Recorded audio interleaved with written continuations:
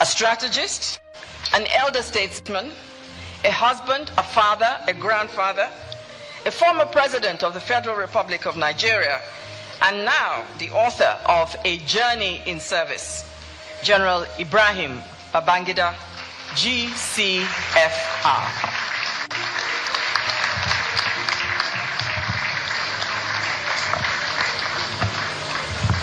Thank you.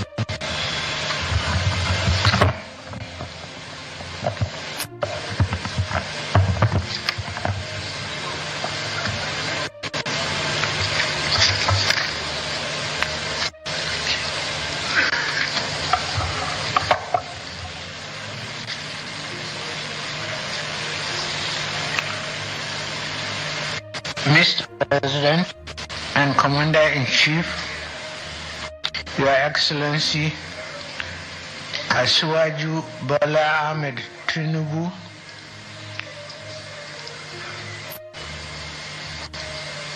the Asiwaju of the universe,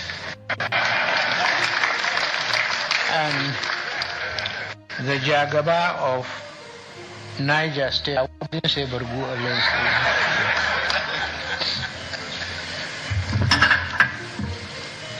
Very distinguished General Yakubu Gawan, the chairman of today's event, General Olusegun Obasanjo, other past Nigerian president,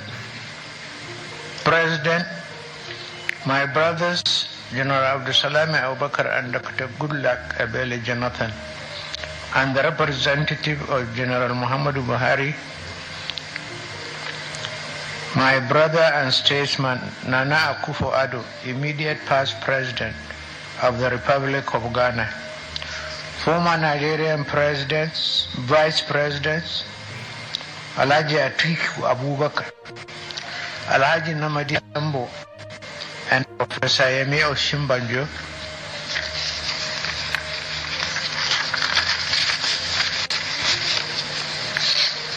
senators and House of Representatives members present, state governors present and past, our royal fathers present, honorable ministers.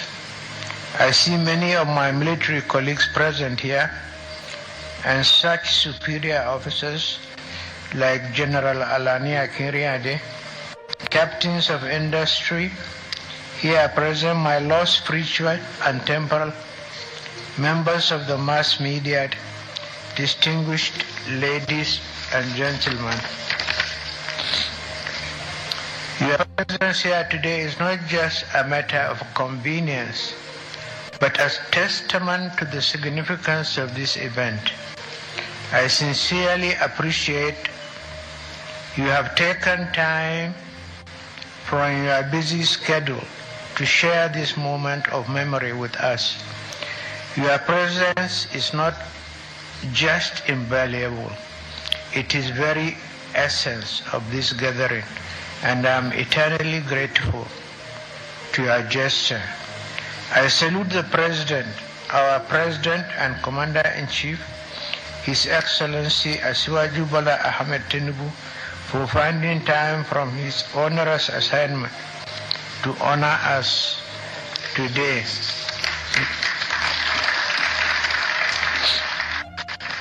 Mr. President, you are able to attend this event today means a lot to me personally. As you know only too well, you have my blessings, prayers, and goodwill in your arduous task of moving our country forward.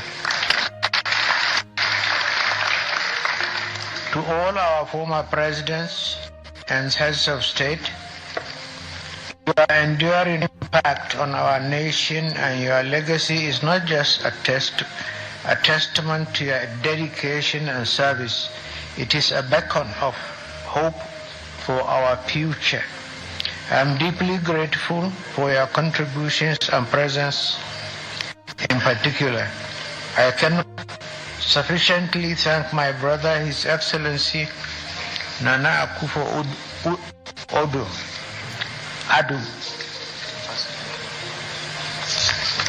the immediate past president of the Republic of Ghana, for giving us the honor of delivering the keynote address.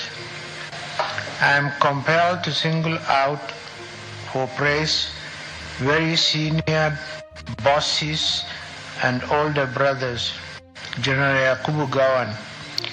His incisive forward to the book is terrible and moving. I'm grateful, sir. General Gawan and my other boss, General Olusegun Obasanjo, who gladly agreed to chair this event, have positively impacted my life. I am also immensely grateful to my other boss and mentor, General T.Y. Danjuma. I'm delighted that I could recall General Danjuma's leadership qualities in my book, both during the Civil War and as the Chief of Army Staff. It is fair to say that as Chief of Army Staff, T.Y. set a standard by which succeeding chiefs have been judged. My childhood friend and classmate at Bida, General Abdusalami Abubakar, out for short, who has always stood by me, belongs to a special class, if only because he now readily admits I am his elder brother.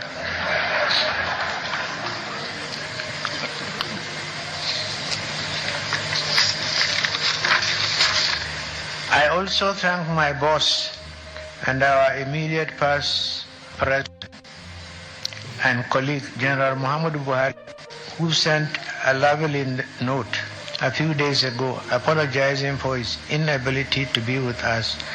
I'm delighted that he has asked one of his ministers to represent him on this occasion. Similarly, I thank His Excellency Professor Yemi Osinbajo, Nigeria's immediate past Vice President, who reviewed today's book with characteristics brilliance. I shall remain forever grateful to all governors of our states, distinguished senators and members of the House of Representatives, past and present. To our Royal Highnesses, I am deeply grateful for your presence. I understand the effort it takes to travel from your different domains to attend this event like this.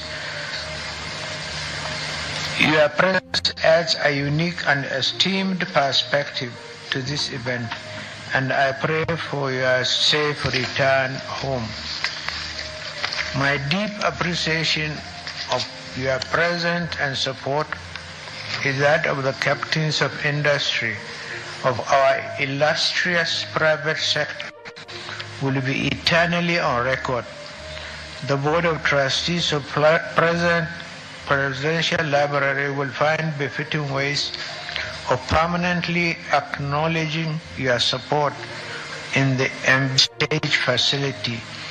Talking of captains of industry, how do I thank my son Abdul Samad Rabiu? He has shown enduring commitment to this event and the library project from day one. Thank you very much, Abdul Samad. The rest of this distinguished audience, drawn as I can see from different parts of the country, I thank you from the depth of my heart as representatives of our people, especially those who are unable to be here, some of whom have managed to reach out to me since the details of today's events were made public. I am humbled by your presence and the interest you have shown in my memoirs and the library project. No matter our points of origin in the Nigerian encounter, we all share experience of a fascinating national journey. Ours is the story of a thrilling past, an engaging present, and a most promising future. Today's event reminds us that we are not just here to remember the past, but to actively shape the present and envision a bright future with hope. A future that each one of you, with your unique perspectives and contributions, will help to build. The first aspect of today's event is the public presentation which has been done. This memoir, a culmination of over 3 decades of reflection, significantly contributed to our understanding of our national history. Throughout the public presentation of this book, I believe I am paying a huge part of my debt to public. I have had to contend with this question all the time: when will you tell your side of the story? Understandably, our period of service has somehow evoked, and rightly so, many questions and stories among our public. This book, which chronicles my experiences, decisions and challenges during our national service, tries to answer some of these questions from my modest perspective. My colleagues in arms and I presided over significant change and turbulent reform. We confronted monumental challenges in the economy, the polity, foreign affairs and defense, and security spheres of our national life.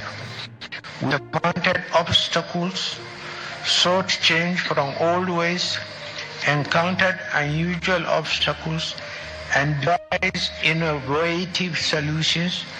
We all thought to leave Nigeria a better place than we found it, often at a great personal sacrifice and in the face of significant challenges. I'm deeply aware of the inconveniences and sacrifices the public endured during this period, and I acknowledge and appreciate their resilience and commitment to progress. Although the reform caused inconveniences to our people, we built lasting national institutions, some of which are still in place today. Undoubtedly, credible, free and fair elections were held on June 12, 1993. However, the tragic irony of history remains that the administration that devised a near-perfect electoral system and conducted those near-perfect elections could not complete the process. That accident of history is most regrettable. The nation is entitled to expect my impression of regret.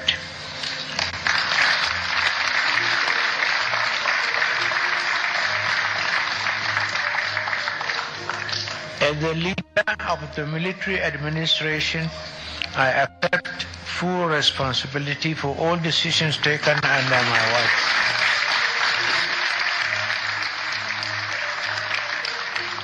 And June 12 happened under my watch. Mistakes, oversights, and missteps happened in quick succession. But I say in my book, in all matters we acted in the supreme national interest so that Nigeria could survive. Our nation's march to democracy was interrupted, a fact that I deeply regret, but Nigeria survived and democracy is still alive, a testament to our resilience and commitment to progress. This book is part of my personal story of that encounter with national history. I did not travel alone. I undertook the challenging work of leadership in the company of many patriots. Many are still here, while others have gone the way of all the flesh. I cannot name all our allies and fellow travelers, but let me acknowledge the contributions of men like late Augustus Ihomu, Komodo Ebitu Ukiwe, General Machuku, Professor Bolaji Akinyemi, Dr. Kalu Idika Kalu, Dr. Tunji Olabunju, Chief Olufala Enahu Kabesi.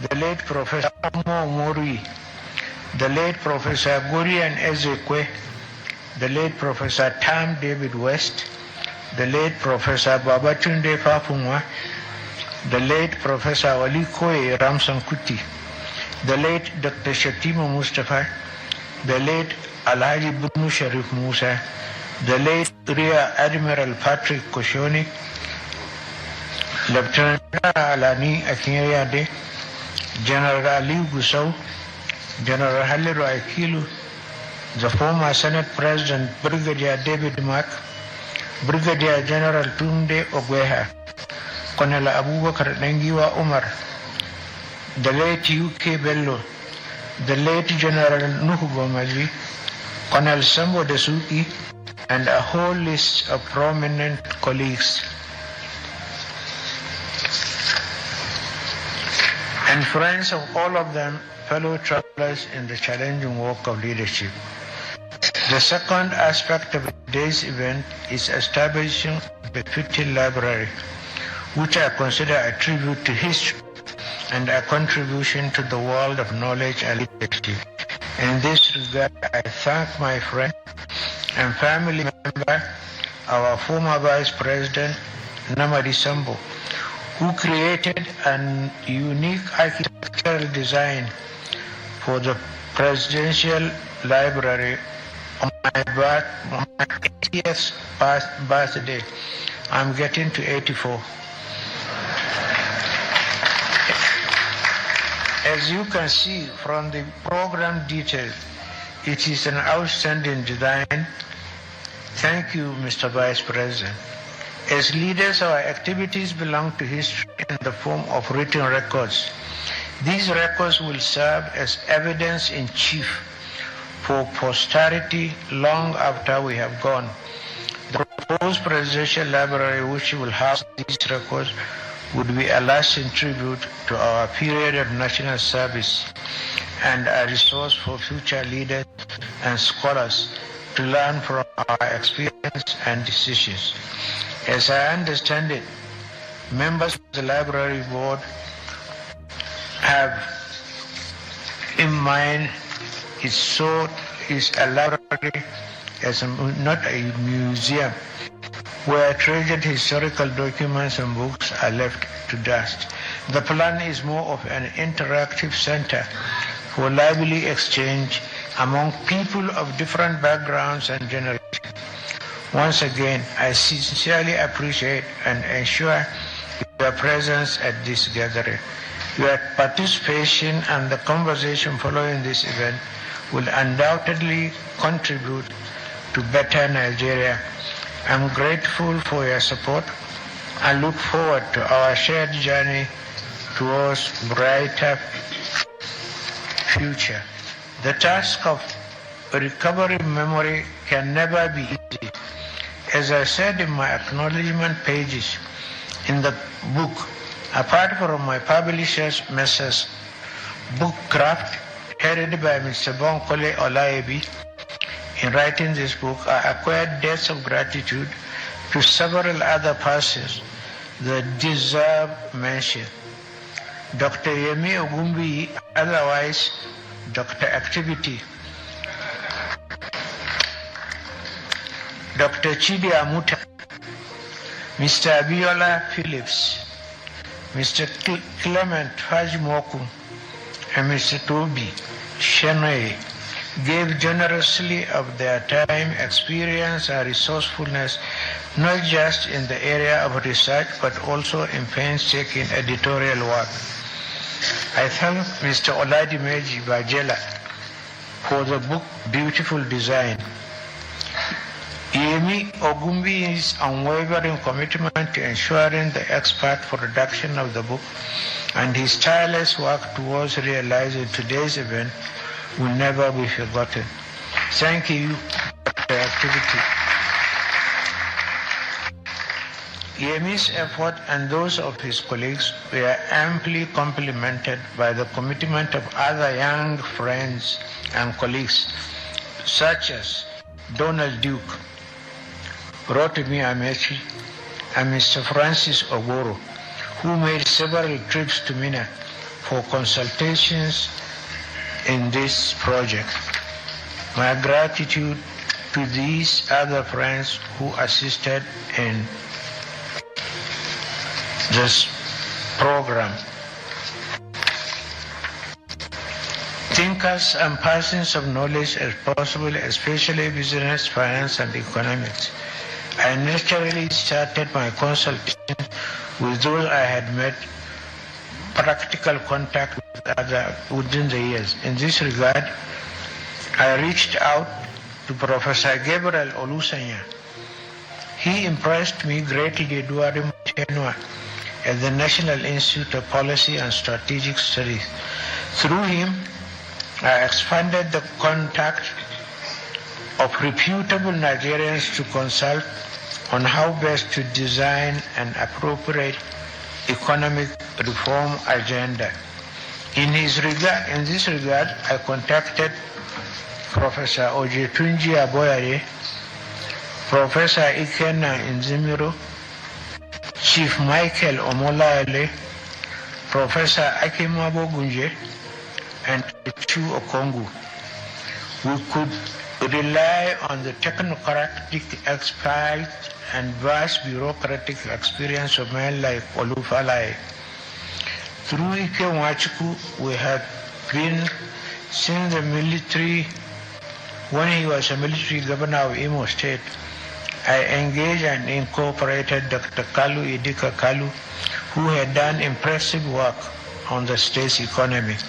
Before that, he had worked at the World Bank and served as the Asian desk, where he gathered extensive knowledge on what became the Asian Tigers.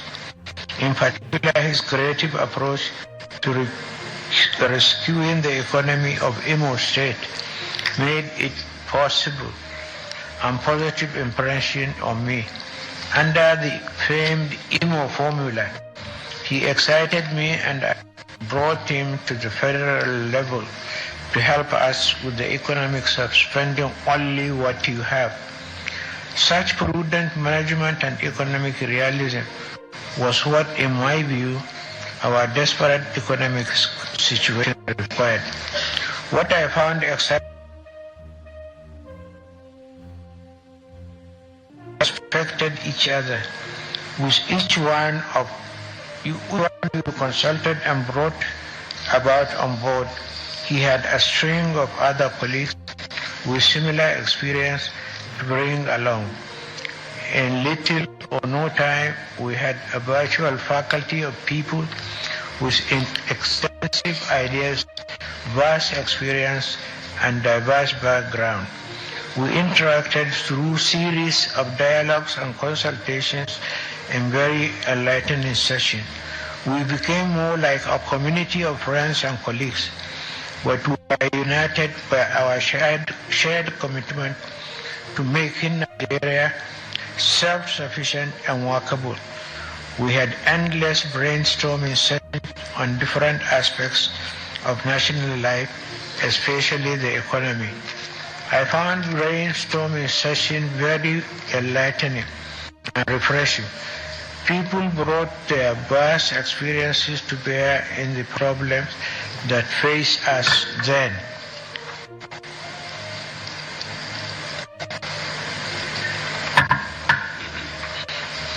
In particular, I recall the insights of Professor Ikenna Nzimiro, who brought a lot of life to our sessions by relating our present problems to his experiences from the past. He would, for instance, ask me jovially, Mr. President, how old are you? And I told him one day that I was born in 1941. So he looked at me and laughed and said, I was an activist in the Zikist National Vanguard when you were born. So, Mr. President and the Asuwaju of the universe and my elder brother, I want to thank you and thank all my colleagues for having the time to be here with us. I really appreciate you, Mr. President. Thank you so much.